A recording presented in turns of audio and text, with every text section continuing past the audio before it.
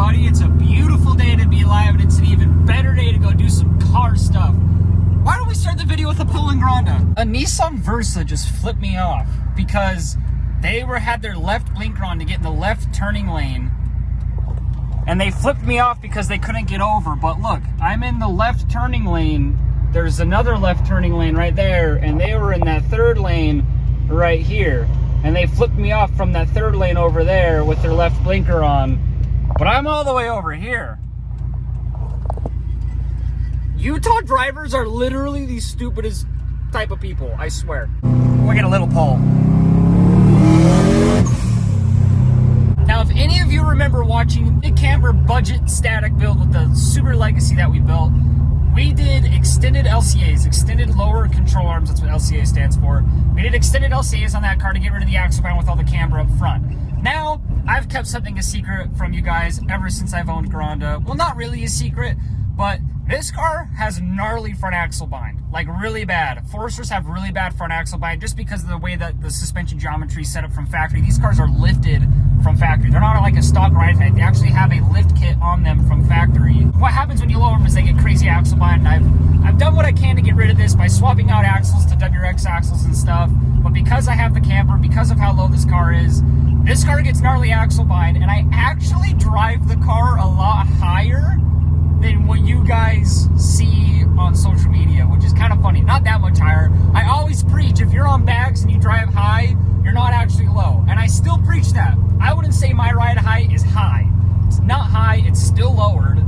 But I have to drive the front higher than I would like, purely because the axle bind. All of the rollers that you guys see on Instagram, on TikTok, on YouTube, 99% of the time, I am aired down as low as I can in the front to not get axle bind while driving straight. I can't turn the car because the axles will literally explode if I turn to the car at that ride height because of the axle bind. I'll explain it to you when we get to where we're going to pull the control arms off to explain what we're doing and how it's going to get rid of the axle bind. Because I hate the ride height that I have to drive this car at as high as I have to like drive the car normally. And I'll show you guys what that is when we get there. But that's what we're doing today, and that's why let's go get it done. All right, it's probably gonna be a minute until we drive this car again because we gotta pull the lower control arms off and then go send them out to get welded before we can put them back on, and that takes a minute. So, before we do so,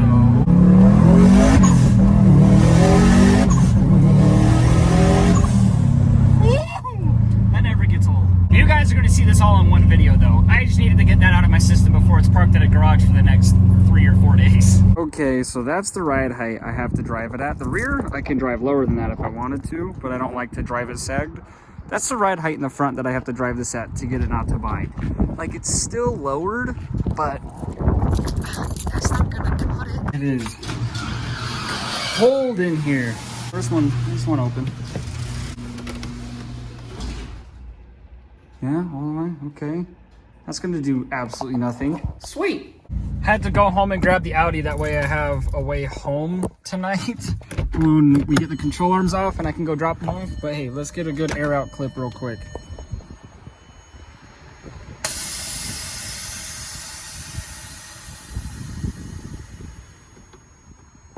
That go hard. All right, let me get the car off of the ground and get the lower control arms off. That way I can explain to you with them in front of me what we're doing and how it fixes the axle binding issue.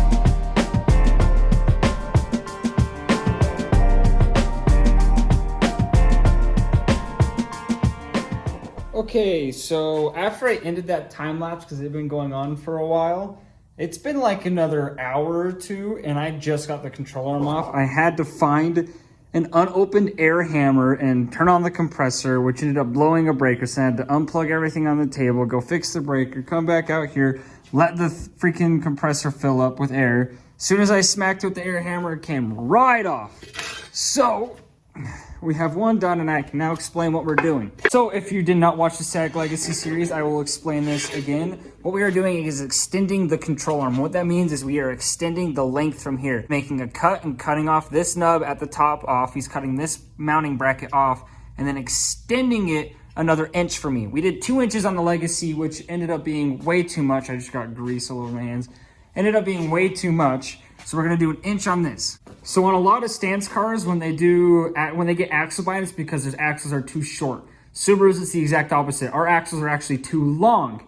So the way to combat that is when you extend the lower control arm, it takes the bottom of the hub and pulls the bottom of the hub away and further out towards the outside of the car, away from the trans, which gives the axle more room to play back and forth, relieving the axle of its axle bind, which means I don't need to do axle spaces or anything. Just doing the extended control arms will relieve this axle bind, and it also will add camber if you want that too, but I don't want to add too much, which is why we're only doing 1 inch. But that in turn will relieve the pressure on the axles, making it so I can drive lower, which is what I want. So I'm going to throw you guys on another time lapse, so now I can do this other side probably faster. We're going to get this passenger side off and go drop off the control arms so then they can get extended, and I can pick them back up and put them back on.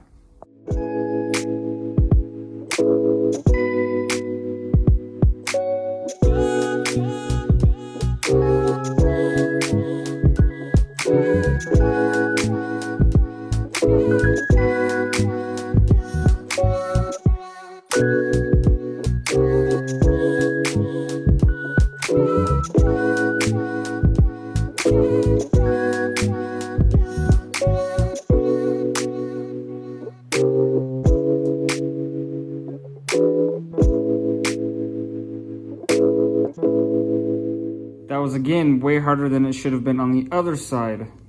But now we done. And we get to go take him to Seth. Okay. Welcome back. We have the new extended control arms already here. I apologize for not really going much into the depth after taking them off. It was seriously... I did my Legacy control arms in half an hour. I got them off in half an hour. It was so easy, and that car had 250,000 miles on it. And this car has 207,000, 206,000 on the body. And so, I mean, obviously these control arms have never been taken off or replaced. And the Legacy was probably way more abused than my Forester was as a car. So I didn't think it would be any harder, but boy, did those kick my ass. I hadn't eaten all day. I was using an air hammer trying to get them off. It was hurting my ears. I was pissed that they weren't coming off easy. It took me hours, and when I was getting the driver's side off finally, I was using the air hammer, and when it finally released, I punched the tie rod so hard with my left hand. I thought I broke my left thumb. I was not happy. And so I'm sorry for not explaining any of that. I have the new control arms right here. If you guys ever need anything done like this, you guys can go to my boys at Tilt Treatment. Tilt Treatment, they are the ones who welded these. Check this out. We extended these 1 inch. They normally recommend 2 inches when you do stance cars like this, but we did 2 inches on the Legacy and it gave me way too much camber. And I'm not trying to add more camber on this car. I'm just trying to get rid of the axle bind. This probably will add somewhere between 3 to 5 degrees of camber. I'm going to guess about 5 degrees of camber it's going to add. We were at -7 before already, so it'll probably be way more. We'll probably have to pull some out on the slots to get back to the fitment that I wanted. But this is going to fix all of our problems. Tilt Treatment, they do custom wide body welding, they do custom control arms, they do custom coilover and bag sleeves for camber. Anything stance-wise that you need custom modified, Tilt Treatment can most likely help you guys. They've done a lot of stuff on my cars. They're going to be helping us out with a lot of future builds that are coming in this year. They've helped a lot of friends with these builds. They are seriously the best out there to get this kind of stuff done on your car. So if you guys ever need anything done like this on your car, I'm going to link their Instagram and everything down in the description. You can go send them a DM. If you don't have to be in state, you can ship stuff to them to get welded and they'll ship it back to you. They're awesome dudes. I know them personally. They are personal friends. Really awesome dudes. Really good outstanding dudes. Let's throw these on the car real quick and see what happens. When I was pulling them off, I don't know if you can see. Let me find a good camera angle of this. on both sides, the cotter pin actually broke off inside this. So we're gonna have to try and get that out first. And I got new cotter pins, so we're gonna replace the cotter pins. But before we can get the control arm on, I'm gonna have to see if I can get that crap out of there first.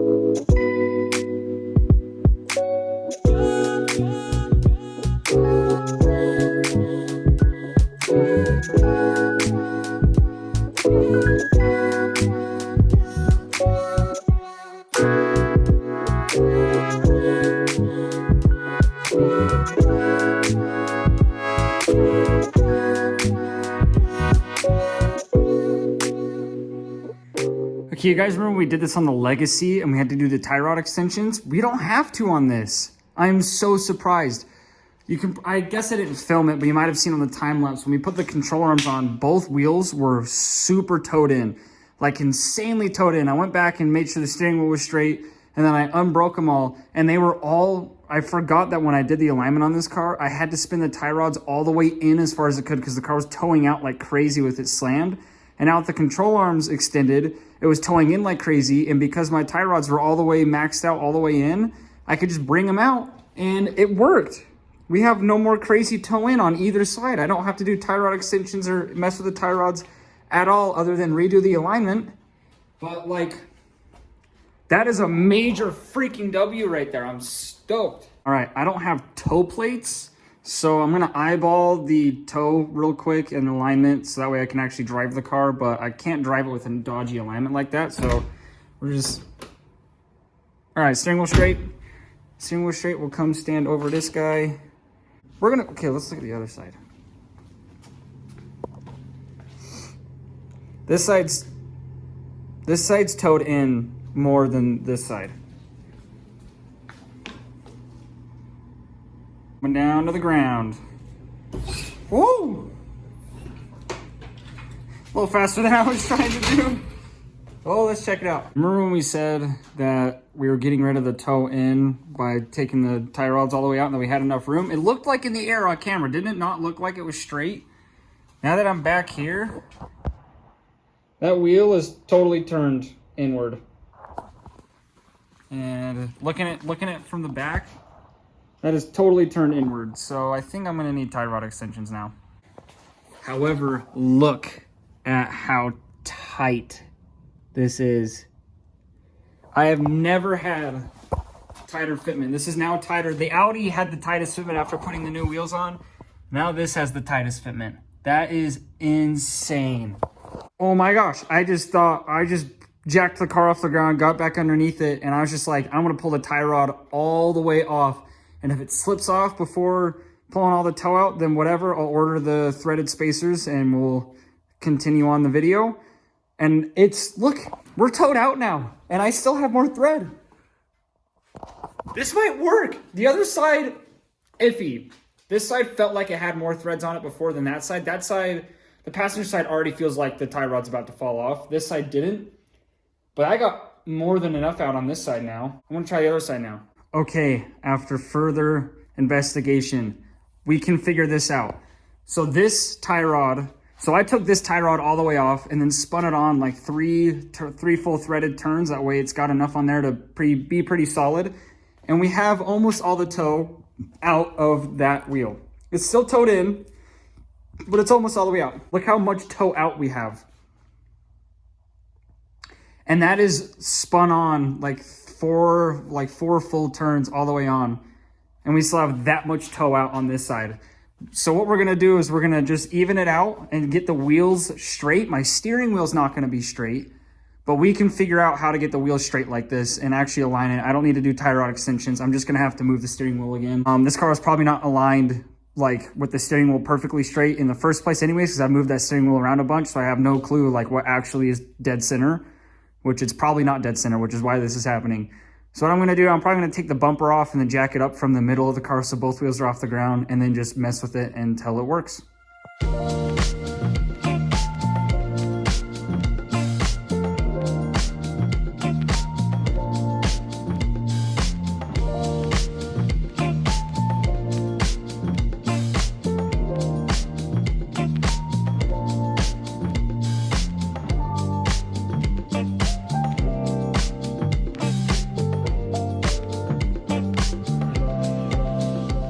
Okay, so as you saw, I jacked the car from the middle so both wheels are off the ground.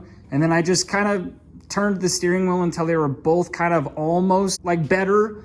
And then I just undid both tie rods and just started playing with them until I could get both of them like the same amount of threads on each side with the same amount of toe on each side. That way I kind of recentered the rack.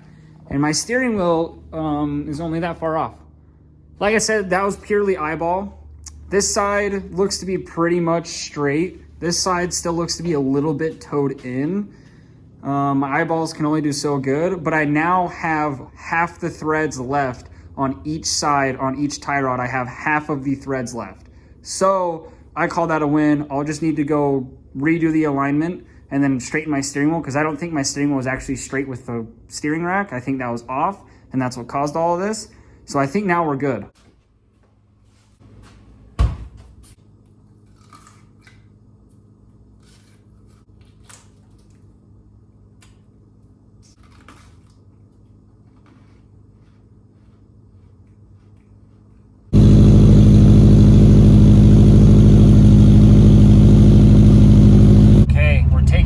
Test drive. Remember, the whole point of this was so we could drive the car super low, and we are low right now. And I'm not, like, we're low right now. I'm not feeling any axle bind. Yeah, that did the trick. It's working. We're gonna see if we make it home. I gotta take it home tonight, and then I need to make it to the alignment rack tomorrow. Okay, before I park the car and air it out, I want to see how low we were driving the whole time.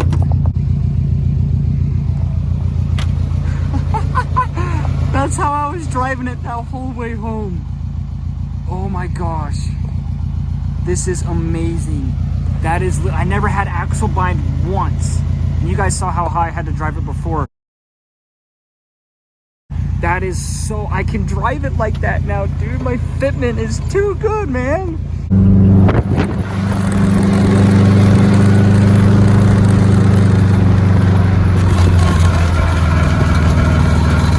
Well guys, we have made it home. I know I'm in a different outfit. I gotta go out and run an errand real quick, but I wanted to shower and clean up. This is where we're gonna end the video. We made it home, the car drives. Next video, we're gonna take the car to get in alignment, and then we're gonna take it to Cars and Coffee and get everybody's reactions on the car, how low it is. Come check out the car. Come say what up to me. I'll put you guys in a vlog. Peace out, guys. I love you all. Thanks you for watching.